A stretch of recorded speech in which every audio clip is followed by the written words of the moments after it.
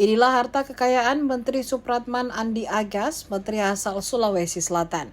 Supratman Andi Agas saat ini menjabat Menteri Hukum dalam Kabinet Merah Putih di bawah pimpinan Presiden Prabowo Subianto dan Wakil Presiden Gibran Rakabuming Raka.